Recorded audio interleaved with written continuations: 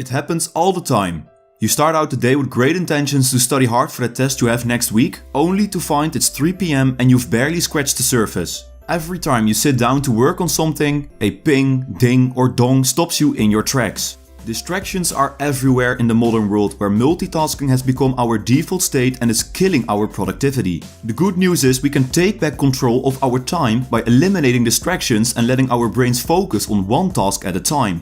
That means engaging in a practice Newport calls deep work. Deep work is when you focus without distraction on a cognitively demanding task, he says. You work on it as hard as your brain is capable for an extended amount of time without any distractions.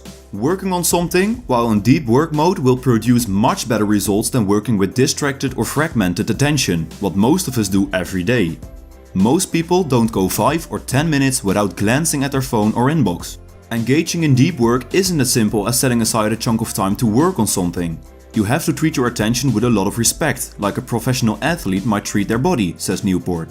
This also means training your brain to focus. In order to engage in deep work, Newport says you need to develop a few habits. The key to developing a deep work habit is to move beyond good intentions and add routines and rituals to your working life. If you find yourself in the middle of a distracted afternoon spent web browsing and you try to switch your attention to a cognitively demanding task, this will most often fail because our attention stays attached to the first activity, which means we can only half focus on the second, which hurts our performance. A simple trick, such as blocking out time, will prevent this from happening. Schedule time on your calendar to work on something. If you're engaging in a cognitively demanding task, Newport recommends no less than a 90-minute chunk. Once it's in your calendar, treat that time like an important meeting or appointment. If someone asks to meet at noon and that's in the middle of your deep work time, schedule the meeting for another time. So rule number 1 is work deeply. If you use your phone every time you're focusing on one task, there's a good chance you'll miss some of the details. In an age where technology is evolving at a pace we could have once only dreamed of, we must acquire the skills and ability to focus on one task at a time in our daily work without interruption. Many of us fall into the habit of whipping out our phones every time we feel a little bit bored. Your brain loses its tolerance for boredom and lack of stimuli, which means when the time comes to do deep work, it's going to have a hard time staying focused. Improving your ability to focus means training your brain to be a little bit bored. Try it next time you're standing in a line at a bank or the grocery store. Reduce the urge to whip out your phone and be okay with being a little bit bored. It won't kill you. So rule number 2 is embrace boredom. I won't ask you to quit the internet altogether. I'm just going to ask you to take part in a little experiment. Quit social media for 30 days.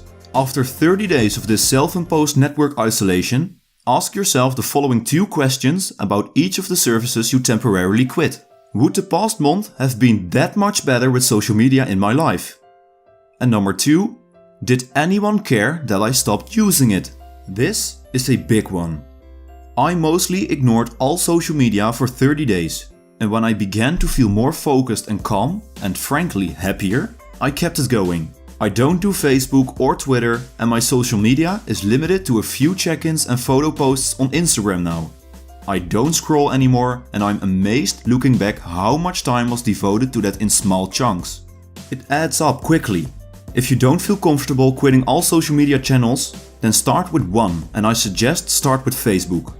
So rule number 3 is quit social media for 30 days. To summarize, work deeply, embrace boredom, and quit social media for 30 days. Thank you for watching, and as always, keep reading as much as you can.